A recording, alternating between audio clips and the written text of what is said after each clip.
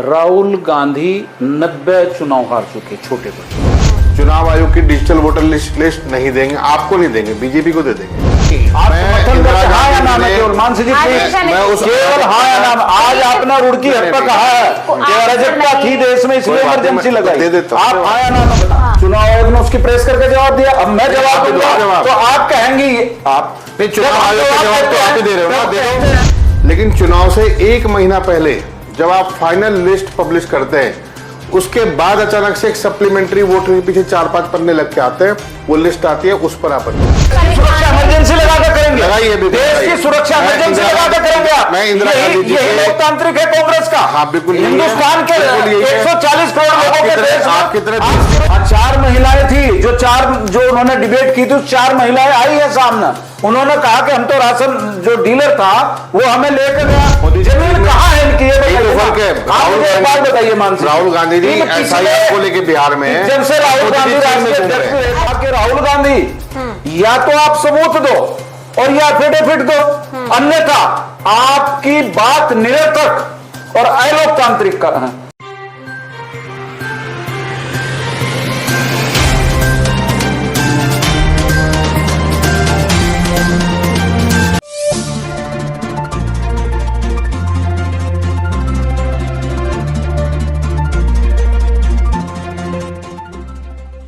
नमस्कार, आप देख रहे हैं रुड़की खबर। मैं हूं आपके साथ मानसी। आजकल एक नारा हर जबान पर है और सभी के कानों में सुनाई दे रहा है, और वो नारा है वोट चोरों गद्दी छोड़ो।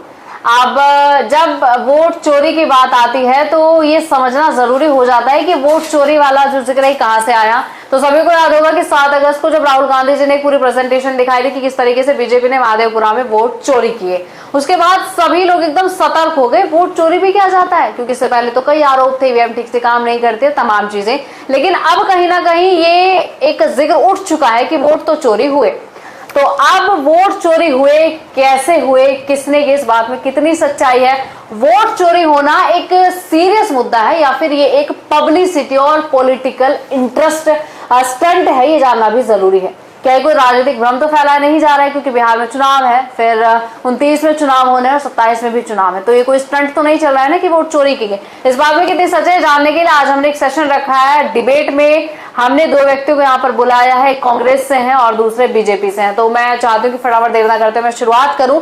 वोट चोरी मुद्दा आजकल एक बहुत गहन और थोड़ा सा ऐसा संजीदा मुद्दा बन गया है, संवेदनशील, किसको जानना बहुत जरूरी। तो फटाफट मैं शुरू करती हूँ। सुशील त्यागी जी मेरे साथ बीजेपी से मौजूद है, जाने माने नेता है, मुझे लगता है सब लोग जानते हैं, वो बखूबी अपनी बात रखते हैं। फिर दूसरी तरफ जाने माने व्यक्ति कांग्रेस से हमारे साथ आशीष सैनी, जो कि हर मुद्दे पर अपनी बात रखते हैं, ये भी हम सभी जानते हैं। तो चलिए शुरू करते हैं। मैं पक्ष से शुरू करूंगी। सुशील त्यागी जी, आपसे सुना जा रहा है कि वोट चोरी हुई। पहले तो मैं यही पूछना चाहूंगी, आप मानते हैं वोट चोरी हुई? देखिए मानसी जी, मैं रुड़की हब के माध्यम से आपके दर्शकों तक ये बात पहुंचाना चाहता हूँ। हिंदुस्तान में पिछले 1 दशक से राहुल गांधी 90 चुनाव हार चुके, छोटे बड़े। और वो हर स्टेट में जब जाते हैं तो वो एक नया ऐसा इशू लेकर आते हैं जिसका कोई महत्व नहीं होता। अब उन्होंने कहा कि वोट चोरी, कांग्रेस का इतिहास रहा है कि इन्होंने तो लोकतंत्र को चोरी किया था। 1975 में जब इंदिरा गांधी रायबरेली से हारी, इलाहाबाद हाईकोर्ट ने कहा था और उस चुनाव को अवैध घोषित किया था। और वो किस मुंह से कह रहे? इन्होंने डॉक्टर अंबेडकर को 1952 में जो 32,000 वोटों से चुनाव जीत रहे थे, कम्युनिस्टों के साथ मिलकर उनको हरवाया था। आज राहुल गांधी कहते हैं कि वोट चोरी होती तो झारखंड में सरकार हमारी ना बनती। छोटे छोटे राज्य कांग्रेस को दे देते हैं, बड़े आप रख लेते हैं। जो काम उन्होंने किया आप कर रहे हैं। तो कर्नाटक छोटा राज्य है क्या? ये क्या मतलब है कि छोटे बड़े से क्या मतलब है? यहाँ 11 विधायक हैं, 11 में से 5 कांग्रेस के हैं, हम सारे ना जिता लेते। जहां आप डिबेट कर रहे हैं बैठकर, तो यहाँ हम सारे ना, ये बेतुका बयान है। देखिए, जब जमीन खिसकती है तो अपना मूल्यांकन जब कांग्रेस को करना चाहिए, राहुल गांधी को। आज कांग्रेस के बड़े नेता सारे कांग्रेस छोड़ चुके हैं उनकी सठधर्मिता के कारण, और वो अपना एनालिसिस न करके अब बीजेपी पर फोड़ देते हैं, चुनाव आयोग पर। चुनाव आयोग के मुख्य चुनाव आयुक्त देश के ज्ञानेश जी ने 11 अगस्त 2025 को कहा कि राहुल गांधी या तो आप सबूत दो और ये एफिडेविट दो, अन्यथा आपकी बात निरर्थक और अलोकतांत्रिक ये कहा तो फिर कहां मुद्दा रहा। और अब वो एफिडेविट देने को तैयार है, एप्लीकेशन बनाई जा रही है। चुनाव आयोग से डेटा भी तो मांग रहे, चुनाव आयोग डेटा नहीं दे रहा है। नहीं, चुनाव आयोग ने तो सुप्रीम कोर्ट में हलफनामा दिया है। कौन कहता है चुनाव आयोग ने दिया? सुप्रीम कोर्ट में दिया है। सुप्रीम कोर्ट में 2 तारीखों के बाद चुनाव आयोग ने सारी चीजें दी है जो सुप्रीम कोर्ट ने मानी।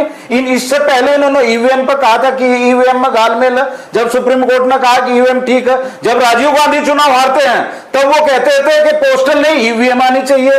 तब इंदिरा जी हारती हैं तो देश में इमरजेंसी लगती है। तो ये क्या मतलब है, मजाक बना रखा। आप लोकतांत्रिक संवैधानिक जो संस्थाएं हैं उनका सम्मान करना सीखना चाहिए, अपना धरातल मजबूत करिए। अच्छा, यानी कि वोट चोरी नहीं हुई? बिल्कुल निरर्थक और गलत बात है। 7 तारीख को जो दिखाया गया पूरे देश ने देखा, वो क्या था फिर? हाँ, 4 महिलाएं थी जो उन्होंने डिबेट की थी, 4 महिलाएं आई है सामने। उन्होंने कहा कि हम तो राशन जो डीलर था वो हमें लेकर गया कि वहां एक बड़ी सभा होने वाली, और वहां हमसे कहा अगले दिन जो बीएलए थे, जो बूथ लेवल एजेंट होता है, हर दल करता है, आपको भी पता होगा, कांग्रेस के नेता यहां बैठे हैं, तो हर दल का जो बूथ लेवल एजेंट होता है वो सत्यापन करता है। और उसको अभी यहां आज भी मीटिंग थी, आज मैं हरिद्वार की बात बताता हूं। आज जिला चुनाव अधिकारी हरिद्वार ने एक मीटिंग बुलाई हुई थी जिसमें आगामी 2027 के सभी राजनीतिक दलों के जो प्रत्येक बूथ पे एजेंट बनेंगे BLA-2, उसकी मीटिंग थी। जब आपका BLA-2 रहता है हर बूथ पर और उसको इलेक्शन कमीशन सारी जानकारी देता है 1 to 1, आज हम वोटर लिस्ट का सत्यापन करेंगे, आज वोटर लिस्ट में जो गलत नाम है उनको हटाए जाएंगे, तो आप जब वहां आपका कोई आदमी ही नहीं रहता और फिर जब नाम आते हैं आप कहते हैं वोट चोरी कर लिया। उनका कहना है कि वोट चोरी नहीं हुई है। आशीष जी, क्या फिर 7 अगस्त को जो PDF दिखाई गई क्या था वो? देखिए, अभी बीजेपी के नेताजी ने बड़ा अच्छा प्रवचन दिया, बड़ा सुंदर भी लगा, लेकिन अभी इंदिरा गांधी जी के बारे में कहा कि इमरजेंसी लगी। हाँ। तो थोड़ा सा मैं आपको दर्शकों को बताना चाहूँगा, क्योंकि ये वो शिगुफा है जो हर बहस में छेड़ते हैं और भाषण में छेड़ते हैं। इंदिरा गांधी जी ने PV पर राजघरानों के बंद किए, भूदान आंदोलन चलाया, जमीनों को सीलिंग एक्ट लगाया, परमाणु परीक्षण किया, बैंकों का राष्ट्रीयकरण किया, और ऐसे बहुत सारे काम किए जो आज इंदिरा गांधी जी के इतिहास में याद रखे जाते हैं। लेकिन जो हाईकोर्ट का और तत्कालीन डिस्ट्रिक्ट कोर्ट का निर्णय था वह केवल इसलिए था कि प्रोफेसर यशपाल कपूर एक प्रधानमंत्री कार्यालय के अधिकारी थे और उनके चुनाव के दौरान वो दिखे तो सरकारी मशीनरी के दुरुपयोग का मामला चलाया और कोर्ट ने इंदिरा गांधी जी की सदस्यता को खारिज कर दिया। वो अपील में गई, अपील में जाने के बाद हाईकोर्ट ने भी उसको खारिज किया और इसके बाद अभी वो प्रक्रिया चल ही रही थी। चुनाव में इनको शायद जानकारी नहीं होगी, मैं बता देता हूँ, जब कोई इलेक्शन पिटीशन डाली जाती है तो वो चुनाव के जो कार्यकाल होता है उसका 5 साल का, उसके दौरान ही उसके निर्णय आते हैं और उसके बाद हाई कोर्ट और सुप्रीम कोर्ट में अपील करते हैं। अभी वो अपील प्रोसेस में थी। इन्होंने कहा कि जब सदस्यता खारिज करी तो सदस्यता खारिज करने के बाद जब संवैधानिक अधिकार का उपयोग करते हुए वो अपील में गई तो उस वक्त इन्होंने आंदोलन चलाया। अराजकता का माहौल उन लोगों ने चलाया जो अभी अन्ना आंदोलन में भी दिखे, वही लोग, वही विचारधारा के लोग। अन्ना आंदोलन में भी क्या हुआ कि हम नहीं, मैं जो इसलिए मैं आपको 7 तारीख को पूछना, उन्होंने बताया ठीक है, लेकिन जनता भी जानता है। मैं पूछना चाहती हूँ 7 तारीख को जो प्रेजेंटेशन राहुल गांधी जी ने दिखाई, हर मुंह पे यही बात है, वो क्या था? वो तो कह रहे नहीं हुआ कुछ भी। मैं अपनी बात पूरी जरूर करूंगा। इंदिरा गांधी जी के संबंध में जब ये झूठ बोलते हैं कि इमरजेंसी लगाई, इमरजेंसी इसलिए लगाई कि देश को अराजकता की ओर ढकेलने का काम हो रहा था, उसको रोकने के लिए लगाई। ये उन्हें जोड़ते हैं इंदिरा गांधी जी के चुनाव वाले अपील से। पूरा 5 साल का समय था उनके पास, 2 साल बचे थे, वो उस अपील में आराम से अपने पद पर रह सकती थी कानूनन। लेकिन अब क्या हुआ, अब आती है वोट चोरी की बारी। उस समय चुनाव आयोग निष्पक्ष हुआ करता था और इतना निष्पक्ष था कि देश की लौह महिला आयरन लेडी जिनको मानते हैं उनकी भी सदस्यता खारिज कर सकते थे इलेक्शन पिटीशन सुनने के बाद। इतनी ताकत चुनाव आयोग में हुआ करती थी। आज देखिए ना, पहला तो सवाल यह है कि जब हमने चुनाव आयोग की शिकायत की है कि चुनाव आयोग ने लिस्टों में गड़बड़ी करी है, तो जवाब बीजेपी के लोगों ने क्यों दिया? ये लोग क्यों पत्रकार वार्ता करते हैं? इनके मंत्री, इनके वो तमाम मुद्दे देश में होते तब तो कोई मंत्री घर से बाहर निकलता नहीं है। इलेक्शन कमीशन को बचाने के लिए ये लोग आए। तो हमारा पहला सवाल है कि ये रिश्ता कहलाता क्या है। दूसरा, इलेक्शन कमीशन से हमने कहा कि जो डिजिटल वोटर लिस्ट बनी है, यानी जब हम तकनीक बढ़ा रहे हैं तो आप डिजिटल वोटर लिस्ट जो लिस्ट है वो दे दो। इन्होंने हमको प्रिंटेड और लिस्ट दी जो नॉन स्कैनेबल थी, यानी उसको स्कैन भी नहीं कर सकते डेटा को। हमने जब ये बात शुरू हुई, जब बेंगलोर का भी चुनाव हुआ और जगहों के चुनाव हुए कि जनता हमारे पक्ष में और हम जीत नहीं रहे हैं, ये चीज वोट पे कन्वर्ट नहीं हुई, तब ये सवाल हुआ। ईवीएम पे भी सवाल खड़ा हुआ। ईवीएम में जो गड़बड़े चलती थी, आज तक जितनी ईवीएम खराब हुई हैं वो सब जब मशीन चेक करते हैं तो वो बीजेपी को वोट देती है। दूसरी बात, चुनाव आयोग ने अपने राजनीतिक सत्ता का, राजनीतिक जो उसका इंटरेस्ट था बीजेपी के प्रति, उसका प्रदर्शन ये कह के किया कि हम उनसे कोई डेटा मांगते हैं, हमें मिलता नहीं है। अब आती है बात बीएलए और बीएलओ पे। बीएलए पार्टी अपने एक पदाधिकारी को अपॉइंट करती है, लेकिन जो बीएलओ है वो बूथ लेवल अफसर है, उनका काम है वोटर लिस्ट को जोड़ना, घटाना, उनका परीक्षण करना। लेकिन चुनाव से 1 महीना पहले जब आप फाइनल लिस्ट पब्लिश करते हैं, उसके बाद अचानक से एक सप्लीमेंट्री वोटर के पीछे 4-5 पन्ने लग के आते हैं, वो लिस्ट आती है, उस पर आपत्ति दी। राहुल गांधी जी एफिडेविट क्यों नहीं दे रहे हैं? नहीं, एफिडेविट देने के लिए चुनाव आयोग अभी तक उन्होंने कोई सबूत ऐसा नहीं दिखाया है कि चुनाव आयोग कहे कि हाँ हमारी गलतियां हैं। नहीं, चुनाव आयोग की बात बिल्कुल सही है, अभी तक कोई ऐसा सबूत दिखाया नहीं है। सबूत तो तब दिखाएंगे ना जब आप हमें डेटा दोगे। डेटा दे दो, नहीं दिया। नहीं, उन्होंने एक व्यवस्था कर दी कि 3 महीने से ज्यादा हम डिजिटल वीडियो जो है वो नहीं देंगे, चुनाव आयोग की डिजिटल वोटर लिस्ट नहीं देंगे, आपको नहीं देंगे, बीजेपी को दे देंगे। बीजेपी को बीएलओ, बीजेपी को उन्होंने पहले बिल्कुल दिया, हमेशा देते हैं बीजेपी के साथ हमेशा। आपको नहीं, मैं मानसी जी एक बात और जोड़ दो, छोटी सी बात है कि चुनाव आयोग जब चुनाव कार्यक्रम जारी करता है तो भारतीय जनता पार्टी, युवा मोर्चा, भारतीय जनता पार्टी, इनके विधायक, सांसद 1.5-2 घंटे पहले जारी कर देते हैं। ऐसा कई बार हुआ है।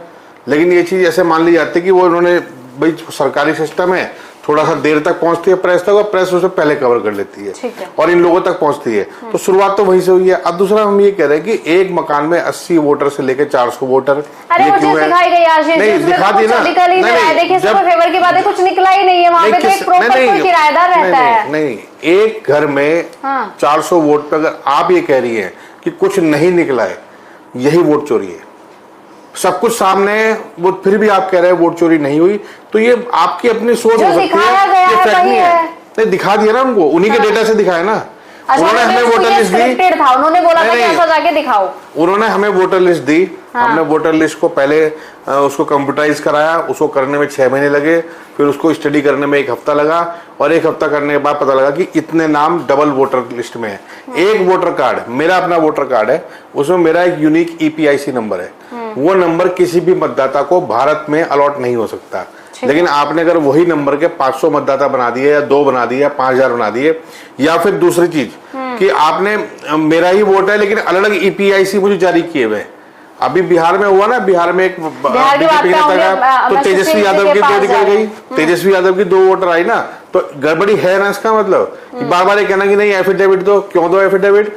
आप चुनाव आयोग हो, आप एक स्वायत्त संस्था हो, और आप गड़बड़ी कर रहे हो, आप वोटों की चोरी करा रहे हो, तो आपकी जिम्मेदारी बनती है। सुशील जी, चुनाव आयोग के साथ आपका रिश्ता क्या है? चुनाव आयोग सब कुछ आपको प्रोवाइड करा देता है, कांग्रेस को नहीं देता, क्या है ये? हाँ मानसी जी, अभी कांग्रेस के नेता ने इमरजेंसी का समर्थन आपके रुड़की हब पर किया।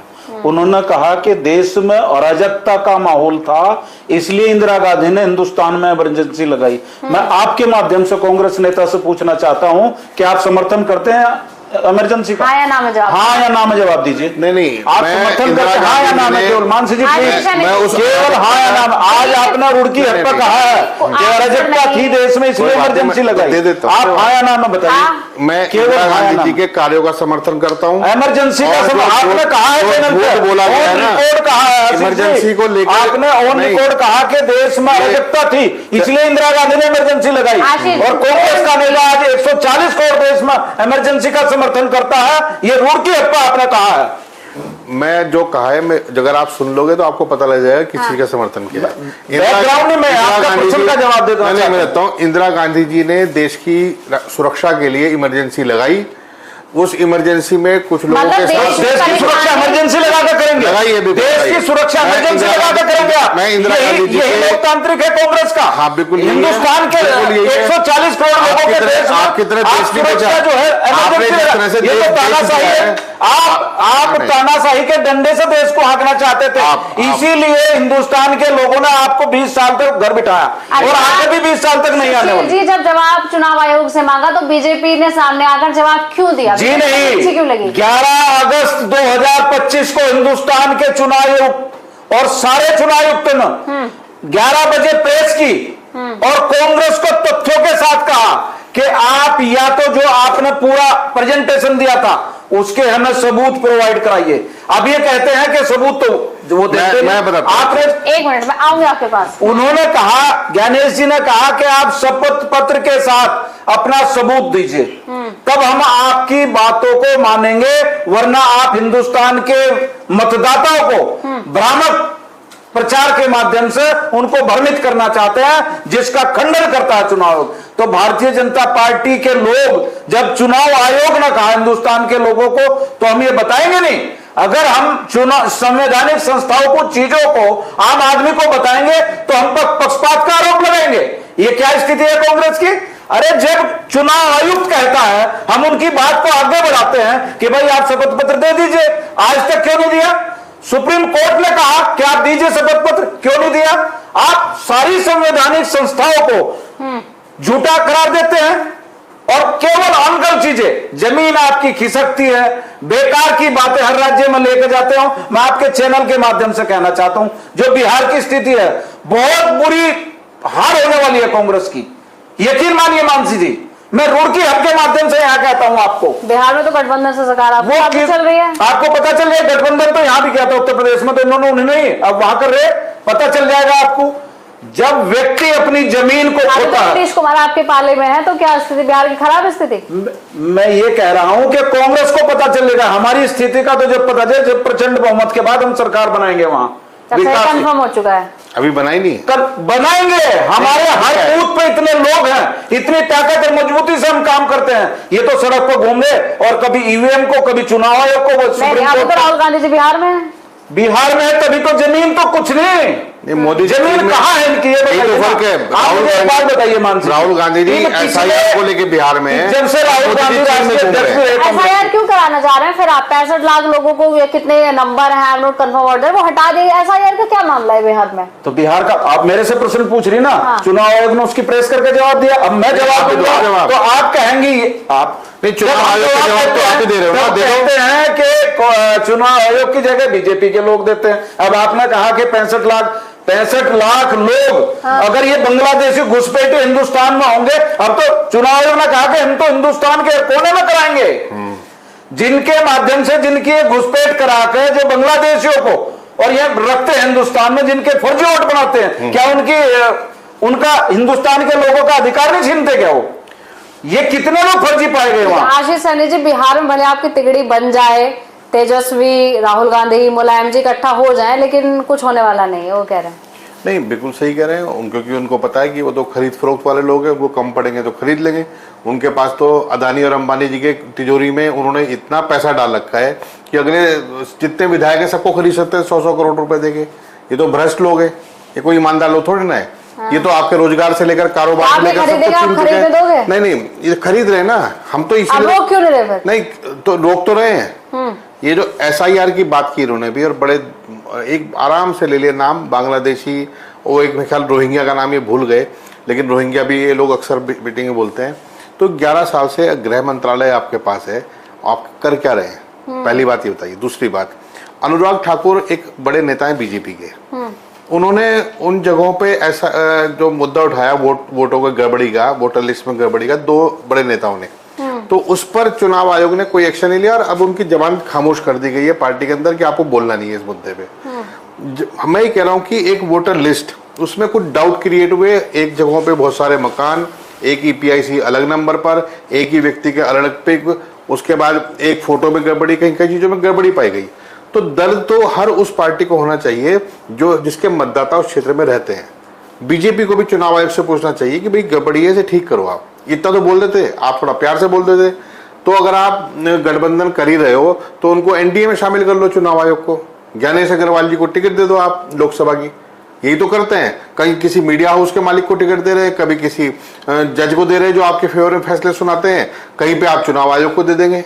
तो जो सत्ता का भ्रष्टाचार आपने जिस तरह का नंगा नाच पूरी बीजेपी पूरे देश में खेल रही है, चुनाव आयोग ने साफ कहा कि आपका जो आधार कार्ड है वो मतदाताओं के पुनर्निरीक्षण में प्रभावी नहीं होगा।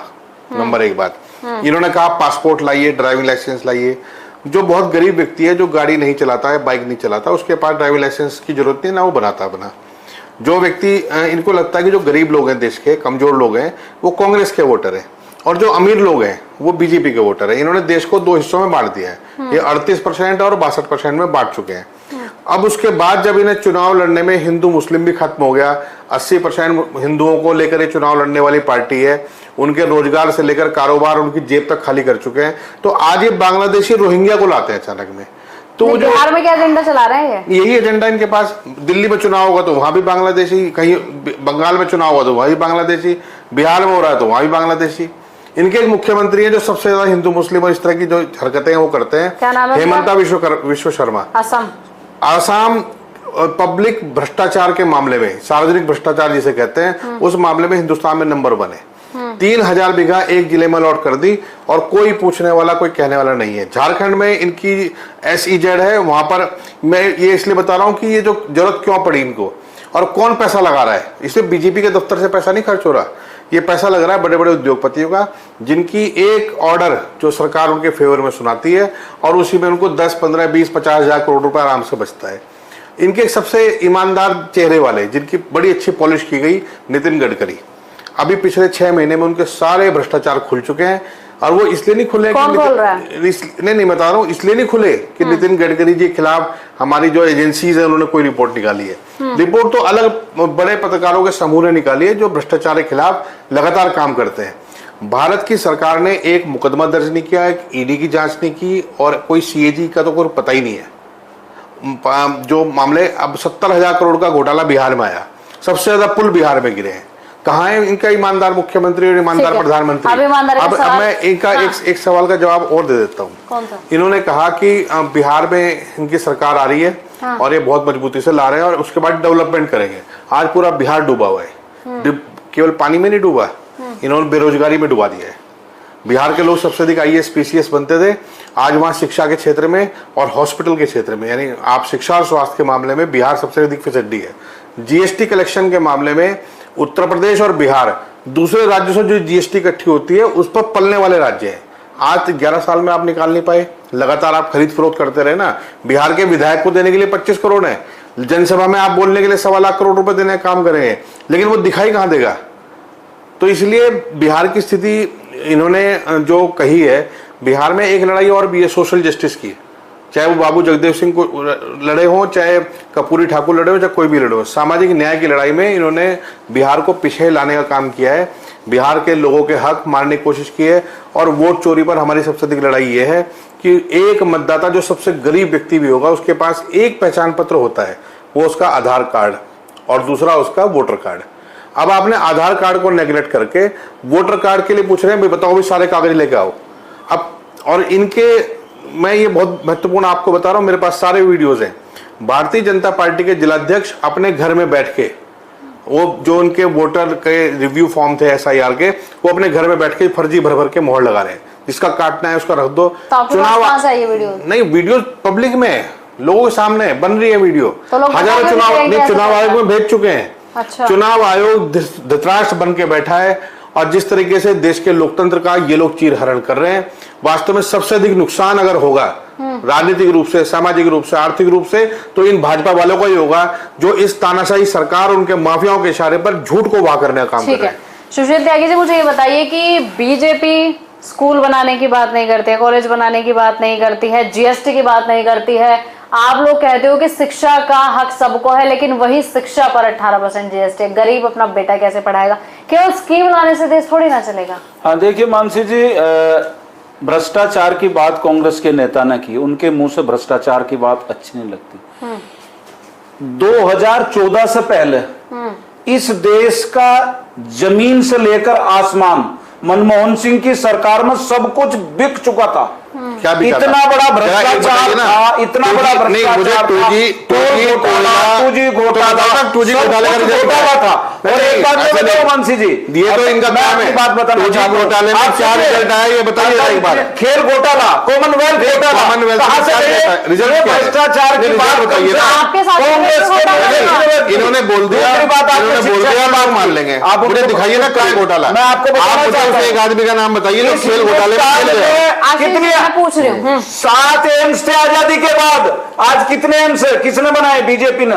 एनआईटी कितनी बनाई? आईआईटी कितनी बनाई? आईआईएम कितने बनाए? ये बीजेपी ने बनाए, नरेंद्र मोदी की सरकार ने बनाए। देश को आत्मनिर्भर की ओर ले जाने वाले नरेंद्र मोदी हैं। कभी अभी ना दिक्कत क्या है? कभी प्रधानमंत्री गरीब माँ का बेटा अगर देश में प्रधानमंत्री है, बना के खड़े करना आपकी कोई अचीवमेंट नहीं हो जाता ना, वो ऑपरेट होना चाहिए। रोजगारी पे क्या बात कर रहे हैं आप? नहीं बना के खड़ा किया। दरभंगा एम्स का दिखाइए एक बार, दरभंगा एम्स का फोटो कहाँ है? फोटो दरभंगा एम्स का दिखाइए। चेन्नई में एकदम से खड़ा होता है क्या? ऋषिकेश सुषमा जी ने कहाँ है? दिखाइए घोषणा की, आज वहां 2000 मरीज है। कहाँ पे? आप आजादी के बाद को बोलने का हक नहीं, कांग्रेस के लोगों को बोलने का हक है। आपने एनआईटी कितनी हमने बनाई ना? कितनी बनाई? नाम बताइए। आप बताइए ना। आप बताओ। मैंने बताया आपको, आप आंकड़े निकालिए। नहीं, आप बताओ ना। मेरे से बोल रहे एम्स हमने बनाया, आईआईटी हमने बनाया, आईआईटी हमने बनाई, मेट्रो हमने बनाया, इन्होंने बनाई। हर गांव को सदस्य जोड़ा। तुमने तो हिंदुस्तान में आजादी के बाद 14,000 ऐसे गांव थे जिनमें बिजली तक नहीं थी। जब हमने कहा कुल गांव हम लोगों को मानसी जी कुल ऑनलाइन है भारत में, ऑनलाइन पैसे की व्यवस्था करते हैं। इन्होंने मजाक बनाया था। नहीं, सुन लीजिए, इन्होंने मजाक बनाया था। और आज की स्थिति आज भी सड़कों की स्थिति कोई बेटर शहर का हाल देखिए। तो आज ये सारा जो झूठा है, पर काम क्या हो रहा है यहाँ पे? आप ये जो शहर का इन्होंने बोला है अभी, शहर पे भी जवाब दूंगा आप, लेकिन अभी जो विषय है। अच्छा, रोजगार पे तो बीजेपी बात ही नहीं करती है। कल आपके उसमें हो रही शासन में, आज से पहले इक्का दुक्का हम सुनते थे कि पेपर लीक हो। आपके शासन में तो हर पेपर लीक हो रहा है। कौन सा पेपर लीक हुआ? उत्तराखंड में कितने पेपर लीक नकल विरोधी कानून में 10 साल की सजा है, 10 लाख रुपए जुर्माना है, ये हमें लेकर आए हैं। सूचना देने वाले को किया था। सुशील जी, नकल विरोधी कानून की जरूरत क्या पड़ी? क्योंकि पेपर लीक हुए। कानून की जरूरत तब पड़ती है जब चीजों को सख्त किया जाता है, पारदर्शी किया जाता है। मानसी जी देखिए, कानून जब सरकार आती है, लोगों को पारदर्शिता मिले और उनका हक मिले, इसलिए कानून की जरूरत पड़ती है। अब उत्तराखंड में नकल पेपर लीक करके गिरफ्तार हुए, जेल गए, और अब तो कानून गिरफ्तार भी हुए, जेल भी गए, फिर भाजपा में चले गए। कोई नहीं। आप नकल विरोधी कानून के बाद मानसी जी, मैं आपके रुड़की हक पर कहना चाहता हूँ, एक घटना बताइए, एक भी घटना नकल विरोधी उत्तराखंड में लागू होने के बाद एक घटना किसी परीक्षा में? उत्तराखंड में आपकी सरकार थोड़ी है। तो कहाँ? तो देश की बात करते, बताइए आप कहाँ हैं? बताइए ना। मुझे काफी हरियाणा में लीक हुए, उत्तर प्रदेश में लीक हुए, काफी लंबा। आप लोग अगर कहीं कोई उस पर तत्काल कार्रवाई की, देखिए भ्रष्टाचार कार्रवाई करके आपके चैनल पर मैं एक बात कहता हूं, नरेंद्र मोदी की सरकार में एक भी मिनट, इन्होंने अभी बात बताई ना, सुप्रीम कोर्ट ने, अभी नितिन गडकरी जी का नाम ले रहे थे, हिंदुस्तान का अगर कोई पढ़ा लिखा व्यक्ति भी नहीं है, वो भी जानता है कितना बड़ा डेवलपमेंट हुआ है। कहाँ पे? ठीक है नहीं? सड़कों के इंफ्रास्ट्रक्चर में नहीं, टोल बताएंगे नहीं, इंफ्रास्ट्रक्चर डेवलपमेंट हुआ। आपको बताना चाहता हूं कितना बड़ा उन्होंने किया। ये क्या काम कर रहे हैं? ऐसे लोग खड़े किए सुप्रीम कोर्ट के गेट पर पीआई लेकर खड़े रहते हैं कांग्रेस के जो एजेंट। अब इन्होंने कहा, जिसकी ये बात कर रहे थे कि जो एथेनॉल मिलाया जाता है कि वो बंद होना चाहिए, अभी सुप्रीम कोर्ट ने कहा कि नहीं होगा बंद। और ये इनके एजेंट सुप्रीम कोर्ट के गेट पर रहते हैं पीआई लेकर, ताकि डेवलपमेंट ना हो पाए। इनको दिक्कत ये है कि ये कभी सत्ता से दूर नहीं रहे मानसी जी। आज तड़प है, वो सड़कों पर झूठे आप संवैधानिक, सुप्रीम कोर्ट का फैसला इनके पक्ष में नहीं आया, सुप्रीम कोर्ट पर आरोप, चुनाव आयोग इनके पक्ष में नहीं आया, उस आरोप। जी, ये जनता के मुंह पे है, सीबीआई आपकी, सीआईडी आपकी, सुप्रीम कोर्ट आपका, चुनाव, ये जनता में परसेप्शन किसने फैलाया कि सब आपका है? सारे जो विपक्ष के नेता हैं उनके पीछे, ये हमारा नहीं है, ये संवैधानिक संस्थाएं हैं, ये इनके टाइम में भी थी।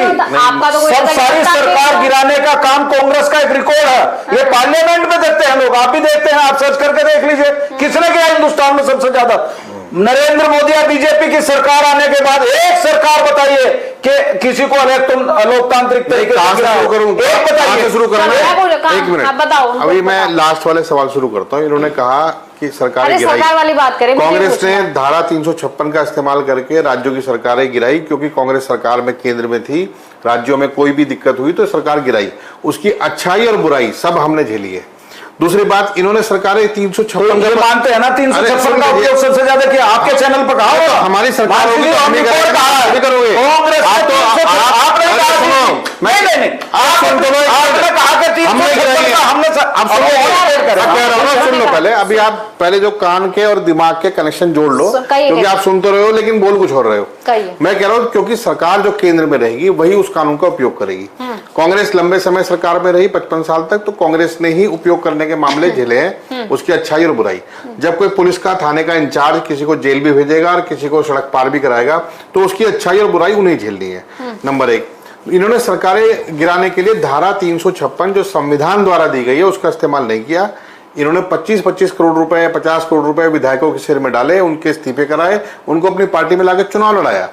बीजेपी ने सबसे बड़ा गला तो अपने नेताओं को घोटा है जो उनके पार्टी में थे और वहां अगर दूसरी पार्टी के एमएलए रहे। महाराष्ट्र में आपने सत्ता का कितना नंगा नाच किया। आप अभी तो जगदीप धनखड़ जी वाला मामला भी पूरी ढंग से खुला नहीं है, लेकिन मैं इतना बता देता हूं कि महाराष्ट्र के लोगों के जो पर्सनल वीडियो का इस्तेमाल आपने, मैं बड़ी जिम्मेदारी से कह रहा हूं, पर्सनल वीडियो का इस्तेमाल उनको समर्थन देने के लिए किया और इसके लिए आज आपके यहाँ राजनीतिक संकट महाराष्ट्र में खड़ा हो रहा है। दूसरी बात मैं आपसे कहूंगा, आपने कहा कि जो ये सरकारें गिराने का काम हमने किया, जब हमारे समय में था आपने विधायकों की खरीद फरोख्त करके कितनी सरकार गिराई है, जरा उसकी सूची अगर आपके पास हो तो दे दो और नहीं हो तो रहने दो। देश उन्होंने पूछा था, आप बता दो कितनी गिराई। उसकी बहुत सारी सरकारें, ऐसा कोई राज्य नहीं बचा, उत्तराखंड भी इसमें चपेट में आया। उत्तराखंड के 9 विधायक इन्होंने तोड़े और अपनी पार्टी के आज विधायक बना रखे हैं। ठीक है, आज है या नहीं है? उनको जिताने के लिए आज बताइए कि बीजेपी के लोगों ने उनको जिताने में कोई कोर कसर छोड़ी? पूरी मदद की और पूरी सहायता की, क्योंकि वो व्यक्ति थे जो अपनी पार्टी छोड़ के भ्रष्टाचार करके उधर भागे। उत्तराखंड में तो केवल गनीमत ये रही कि उनकी सदस्यता खारिज हो गई। कई जगहों पर 2/3 बहुमत की समस्या आई, कहीं पे कोई और दिक्कत आई। मध्य प्रदेश में इन्होंने यही काम किया, महाराष्ट्र में यही काम किया, राजस्थान में यही काम किया, और तो कहाँ जाइएगा। हरियाणा में इन्होंने दुष्यंत चौटाला के साथ सरकार बनाई, बाद में उसको भी धक्का दे दिया। ये अपने सहयोगी दल को निपटा लेते हैं। और जो आसाम जो सबसे भ्रष्ट राज्य है वो व्यक्ति भी कांग्रेस से गया है, मुकुल राय पश्चिम बंगाल में शारदा चिटफंड घोटाले में, और शुभेंदु अधिकारी भी उसमें, और बहुत सारे लोग भी। जब कोई घोटाला करता है तो वो कांग्रेस का होता है, जब वो सारे पैसे लेकर जब बीजेपी में जाता है तो वॉशिंग मशीन में धो के वो बढ़िया हो जाता है। फिर यही बीजेपी के लोग उन्हीं के नारे लगाते हैं, और फिर अगर वो वापस दोबारा इधर से आ जाए तो फिर वो खराब हो जाता है। तो ये तो इनका चाल चरित्र है। बीजेपी के बात का कोई लॉजिक नहीं है, बिल्कुल लॉजिक से बाहर गए। इन्होंने एम्स की बात की, आईआईटी की बात की, सब चीजों की बात की। आईआईटी की जो फीस थी वो 6 गुना बढ़ चुकी है, एमबीबीएस की फीस 9 गुना बढ़ चुकी है। आज की डेट में अगर हायर एजुकेशन के सरकारी संस्थान में भी सिलेक्शन होता है तो कोई भी मिडिल क्लास माँ बाप अपनी जमीन या प्लाट बेचे बगैर अपने बच्चों को पढ़ा नहीं सकता। इन्होंने शिक्षा को बेइंतहा महंगा किया है। इन्होंने जेएनयू को बदनाम किया जो पूरे एशिया की टॉप 10 यूनिवर्सिटी में है, सिर्फ इस बात पे कि आप हमसे सहमत नहीं हो, आपकी राजनीतिक विचारधारा अलग है। अब मैं एम्स की बात कर रहा हूँ, चेन्नई में और दरभंगा के जो एम्स है वहां भी खाली प्लाट है। और एक लास्ट में अपनी बात कह रहा हूं क्योंकि हमें पता है कि हमें समय थोड़ा कम मिल जाता है, ज्यादा नहीं बोल पाते। इन्होंने एक जियो यूनिवर्सिटी बनाई। जियो यूनिवर्सिटी का मालिक कौन है वो तो सब जानते ही हैं। उसको 1000 करोड़ रुपए अनुदान दिया और अभी वहां नर्सरी तक की भी क्लास नहीं चलती। उन्होंने कहा सर खाली प्लॉट पड़े। अब मैं आपसे सुशील जी ये पूछना चाहती हूँ कि जब आप शिक्षा, वही क्वेश्चन मेरा दोबारा रहेगा, जब सब कुछ आपका है, शिक्षा पर इतनी जीएसटी काम नहीं चाहते हर घर का हर बच्चा पढ़े? 18% जैसे शिक्षा पर लेने का क्या इंश्योरेंस पे भी जीएसटी, टोल टैक्स हर जगह, देखिए महंगाई पर। अच्छा, बीजेपी को नहीं लगता कि महंगाई बहुत ज्यादा है? व्यक्ति कैसे पलेगा, कैसे वो काम करेगा? महंगाई पर कुछ नहीं बोलते बीजेपी। गिने चुने कोर्स आईआईटी में होते थे, आज लगभग 3 गुना ज्यादा कोर्सेज हैं आईआईटी में। सवाल फीस का है, लेकिन सवाल फीस का है कि फीस कितनी करी है? बढ़ती हैं, उनके जीवन शैली बढ़ती है, तनख्वाहें तब बढ़ेगी जब नौकरी होगी, बेरोजगारी। आईआईटी का बजट 1200 करोड़ रुपए, लेकिन उसके बाद 1 लाख से ज्यादा 1940 में फीस थी। आप बताइए मानसी जी, जो 1940 में फीस थी आज वही ली जानी चाहिए। देखिए लाइफस्टाइल खर्च नहीं होता इंफ्रास्ट्रक्चर पर। सुशील जी, अच्छा ये कहाँ से आएगा सर? एक मिनट, प्रधानमंत्री ने अभी 15 लाल किले की आशीष जी कहा हो गया आपका भाषण, आप एक मिनट सुन लीजिए। अभी लोगों को जिम्मेदारी है कि शिक्षा और स्वास्थ्य बिल्कुल निःशुल्क दे। अभी देश के पास संस्थान नहीं थे, तब हम बहुत कम शुल्क में दे पा रहे थे। अब आप देश में चौथी इकोनॉमी बन रहे हो और आप एजुकेशन फ्री नहीं दे पा रहे, तो काय की इकोनॉमी बढ़ रही है? मैं आपको रोकती हूँ, अगर इस बात पे मुझे मैसेज है, मुझे सिर्फ ये बात पूछना है सुशील जी, आप जानते हैं बेरोजगारी दर हमारे देश में कितने हैं? 69% हमारे देश में बेरोजगारी दर है। कहाँ है आपका रोजगार? देखिए, हाँ, आप रोजगारी के आंकड़े केवल गवर्नमेंट जॉब से देखते हैं, मानसी जी। प्राइवेट सेक्टर है, सारा डाटा है, गवर्नमेंट जॉब है, उस सबको मिलाकर सबसे ज्यादा रोजगार मैं आपको बताता हूँ। सुशील जी, रेलवे में 70% भर्तियां हैं, लेकिन ये रेल जो इतने ओवर एक्सीडेंट हो रहे, किस वजह से हो रहे? क्योंकि आपके पास अब कर्मी नहीं है। क्यों नहीं है? क्योंकि आप लोग लेना नहीं चाहते। अभी रेलवे ने भर्ती निकाली, उससे पहले क्या कहा है रेलवे की भर्तियां? रेल तो बेचने में हर डिपार्टमेंट की जरूरत ऐसे थोड़ा ही है कि 70% एकदम गवर्नमेंट अपने हिसाब से जो भी उनका तरीका होता है, रेलवे जो गवर्नमेंट नहीं है करने का उसको करते हैं। रेलवे ऐसे थोड़ा ही सबको रोजगार देने वाले होते कांग्रेस के लोग, तो इन्हें बाहर निकालते क्या लोग? उनके टाइम पे बेरोजगारी की दर अगर आप नापेंगे तो कम। अरे तो 140 जनता थी तब, कितनी थी भाई? 70 करोड़ पर आज करते थे, 80 पे करते थे, आज दुगना है। ठीक है, मैं मानता हूँ थोड़ी बहुत ही कमी होगी, उसको हम दूर करेंगे और कर भी रहे हैं। सबसे ज्यादा नौकरी देने वाले तो हम है। उत्तराखंड की बात करें या देश की बात करें, 3200 नौकरियां दी हैं 9 साल में। अब ये क्या है कि इनको हमने 2.5 साल में 32,000 दिए हैं। इनके पास ना कोई मुद्दा है। जो व्यक्ति कांग्रेस में अपने परिवार को नहीं संभाल सकता, वो 140 करोड़ लोगों को, प्रणब मुखर्जी हो, जितने भी कांग्रेस के बड़े नेता मानसी जी, आप मुझे बताइए, इन्होंने कहा कि सबको करोड़ के लालच में हम खरीदते हैं क्या? 25 करोड़ के लालच में माल गया है। गुलाम नबी आजाद जैसे, ज्योतिरादित्य सिंधिया जैसे, माधवराव सिंधिया, तो उनके बेटे ये क्यों छोड़ के गए? आप बताओ ना। ठीक है, अगर हम इस टॉपिक को ज्यादा लेंगे तो समय बहुत लग जाएगा। मुझे आपसे ये सवाल पूछना है कि आप कहते हैं कि महिलाओं की भागीदारी बढ़ाएंगे, लेकिन आप ही के कुछ नेता ऐसे कृत्य में हमें पाए जाते हैं कि आप भागीदारी बढ़ाने की बात तो तब करेंगे जब महिलाएं बचेंगी। महिलाएं बच ही नहीं रही है तो आप भागीदारी कहां से बढ़ाएंगे? एक भी महिला, जितने भी अभी तक कृत्य हुए, मुझे तो बोलते हुए शर्म आती है, जो चीजें संलिप्त आपके नेता पाए गए, क्या कार्रवाई आपने उन पे करी? देखिए, अंकिता हत्याकांड से आप मुझे बता दीजिए क्या हुआ। मैं किसी एक पर्टिकुलर विषय को लेकर आप पूरी बीजेपी को ब्लेम नहीं कर सकते। नेता थे, मैं बताना चाहता हूँ जी, हाँ, बीजेपी अगर कोई ऐसा व्यक्ति कहीं इन्वॉल्व होता है, उस पर तुरंत कार्रवाई करती है। इतना बड़ा परिवार है, लेकिन ऐसा नहीं है कि सेफ्टी हमने ही महिलाओं का भागीदारी की है। चाहे आरक्षण देने का काम हो, चाहे कोई भी काम हो, हमने किया है महिलाओं के संरक्षण और रेप केस आप के शासन में बढ़ा। मैं कहता हूँ कोई पर्टिकुलर घटना पर आप पूरी बीजेपी को ब्लेम नहीं कर सकते। इसका मैं खंडन भी करूंगा। हम आप एक बात बताइए, कहीं कोई ऐसा व्यक्ति आया हो और उस पर कठोर कार्रवाई ना हुई हो, उसका कहीं बचाव किया? मैं आपके चैनल के माध्यम से कहना चाहता हूं, कहीं नहीं। बीजेपी ऐसे व्यक्ति को जितनी भी कठोर कानूनी कार्रवाई है उसके लिए हमेशा तैयार रहती है। आपने अंकिता हत्याकांड के लोगों का गुस्सा शांत कर दिया? वो कोर्ट का मामला है, मैं गुस्से की बात नहीं कहता हूं। अगर हाईकोर्ट ने सजा की है भाई उनको, हाईकोर्ट का जजमेंट नहीं देखा आपने? सरकार का भी उम्र कैद की सजा क्यों नहीं करते? ऐसे कृत्य सरकार करती है उम्र कैद की सजा, कोर्ट नहीं करता। कोर्ट का पैरवी नहीं करते। कोर्ट की जवाबदारी ध्यान देगा। मैं बीजेपी के प्रवक्ता के रूप में थोड़ा ही दूंगा। मामला कोर्ट में लंबित रहता है, मामला कोर्ट में लंबित रहता है। उसमें तो जजमेंट भी है, हम लोगों को सजा हुई। मानसी जी, मैं बताना चाहता हूँ, मध्य प्रदेश का केस आप भूल गए? अरे मध्य प्रदेश राजस्थान बताना चाहता हूँ कहानी है कि अब आप तंदूर कांड भूल गए। अब आपको ये ध्यान आया, कांग्रेस के करते भूल गए क्या क्या होता था देश में? पकड़ पकड़ कर लोगों को, मैं इसलिए तो बता, इन्होंने तो लोगों की नसबंदी तक की है, पकड़ पकड़ के। भाई सही से कर देते तो आज सही से करते ना नसबंदी। यही बताना चाहता हूँ, इंदिरा गांधी जी अगर सही से करवा देती हुई है तो वो हमेशा जो है उसके खिलाफ सख्त कानून नहीं वो लाती है और उसको तुरंत बाहर भी करती है और उसको सजा दिलाने का काम भी करती है। हमारे यहाँ ऐसा कुछ नहीं है। महिलाओं का सम्मान हम ना करते तो आज 33% आरक्षण ना होता। एक और सुशील जी, परसेप्शन आपके खिलाफ चलाया जाता है कि मुख्यमंत्री योगी आदित्यनाथ उत्तर प्रदेश के वो नारा देते थे, पिछले चुनाव में पाए गए, हिंदू एक हो जाओ, एक रहोगे तो सेफ रहोगे। ये क्यों आपकी पार्टी से चलाया जाता है? इस बार बिहार में क्या एजेंडा लेकर आएंगे? फिर हिंदू को एक करेंगे? मतलब अगर हिंदू एक हो जाएंगे, जो बाकी लोगों का प्रतिनिधित्व करते हैं वो कहाँ जाएंगे फिर?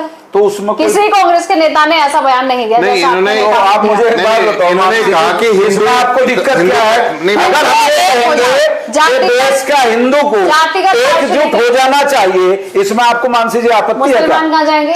अरे वो देश में ही रहेंगे। हमने कहा कि देश का हिंदू मतदाता एक हो जाओ, तो उसमें आपको आपत्ति क्या है? नहीं, इसमें मैं भी कहता हूँ, हिंदुओं को क्यों साध रहे हो आप लोग? मैं बता- हिंदुओं का क्या मानसी जी, बात? एक कमाल की मानसी बात है, हिंदुस्तान में हिंदुओं का एकजुट होना अपराध है क्या मानसी जी? मुस्लिम नहीं, वोटर ये- आपका नहीं मैं है। ये नहीं कहता, मुस्लिम आप नहीं है क्यों? देश के सभी मतदाता हमारे फिर हैं, हिंदू एक हो जाओ। लेकिन इसमें आपत्ति क्या है? अगर मैं- हिंदुस्तान मैं में बताता हिंदुओं हूं को ना। एकजुट करना मैं जवाब अपराध देता है, तो हम ये अपराध करेंगे। सुशील जी, बीजेपी के वोटर एक हो जाओ, डिफरेंट पॉइंट है। हिंदू एक हो जाओ, ये बहुत डिफरेंट पॉइंट है। हिंदू को एकजुट होना चाहिए नहीं चाहिए? आप बताइए। हिंदू नहीं, अनसेफ है देश में। मैं आपसे ही पूछना एक हो चाहता जाओ तो क्या हूँ है? कि अनसेफ ये है तो होना बताओ। चाहिए नहीं होना तो चाहिए? अनसेफ है भारत में।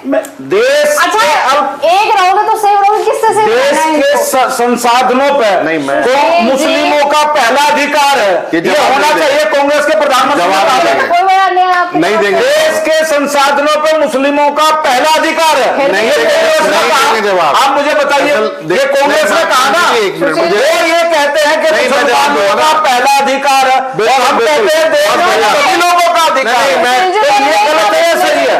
नहीं, उन्होंने नहीं, ऐसे नहीं, देखो, एक- उन्होंने नहीं कहा कि मुस्लिम एक हो जाओ। आप कहते हो कि एक रहोगे तो सेफ रहोगे, और वो कहते हैं सेफ होने की किससे जरूरत है? हर हिंदू आतंकवादी होता है, ये किसने कहा? ये कांग्रेस ने कहा। आपने- ये किसने कहा? कांग्रेस ने कहा आपने ना। अपने तो हम क्षेत्र में अगर देश के 80% लोगों की बात करते हैं, बात घुमाने से सुशील जी जवाब नहीं आता। आशीष जी, क्यों आप कहते हैं कि हिंदू आतंकवादी है? देखिए, मुझे ये ज्यादा- कंगना रनौत ने कहा था, आपको याद है? देखिए- आपकी मंडी सांसद ने। नहीं, जब किसानों को ये आप कांग्रेस के बोल नहीं नेताओं सकते। ने कहा था। कंगना रनौत ने जब किसानों को प्रदर्शन हुआ, उन्हें बलात्कारी मैं कहा, हिंदू आतंकवादी की बात कर रहा हूँ। कंगना वो किसानों का मुद्दा था। देखिए, जो मानसी जी आप याद वो करिए। कह रहे हैं कि नहीं, हिंदू बिल्कुल- आतंकवादी नहीं, कहते हो आप नहीं, लोग। बिल्कुल सही कह रहे हैं, ये बड़े नेता हैं, बिल्कुल कहते सही हो आप कह रहे लोग हिंदू हैं। नहीं, मैं आतंकवादी बता रहा हूँ ना, हम हाँ हाँ कहते हैं, उन्होंने आपके देखो, चैनल पर नहीं, कहा नहीं, कि मैं कह रहा हूँ तीन ना। घटनाएं ऐसी हुई, इन्होंने अरे महाराज, दो मिनट इमरजेंसी रुक का जाओ। समर्थन किया, तानाशाही का किया, और अभी कह रहे हैं कि बिल्कुल हिंदू करेंगे, आतंकवादी बिल्कुल होते हैं। करेंगे। इससे बड़ा संविधान का प्रमाण क्या होगा मानसी जी? जो संवैधानिक आपने अधिकार होगा, स्टेटमेंट क्लियर करिए, आपने क्या कहा कि हिंदू आतंकवादी है? नहीं, जब आप मुझे बोलने देंगे तभी क्लियर होगा। पहले बताइए, हिंदू आतंकवादी हाँ या नाम है? नहीं, हिंदू आतंकवादी है? साध्वी प्रज्ञा आतंकवादी है या नहीं है? आप बताइए जरा। नाथूराम गोडसे आतंकवादी है या नहीं है? और आज जो हिंदुत्व के नाम पे जिस तरीके से संगठित लूट चल रही है, वो सड़कों पर लोगों को जबरदस्ती मारा जा रहा है, ये आप आतंकवादी घटना है या नहीं है? आप भारत के प्रधानमंत्री विदेश में जाएंगे और विदेश के लोगों से कहेंगे भारत जिंदाबाद बोल दो, वो उस देश की जिंदाबाद बोलेंगे जिस देश में रहते हैं। चलिए ठीक है Ashish ji, thank you so much, आपने हमें अपना समय दिया। अगर कुछ रह गया हो तो हमें प्लीज कमेंट्स करके बताइएगा। आइए, वोट चोरी को लेके हमने डिबेट की थी और आपने अपना समय दिया। Thank you.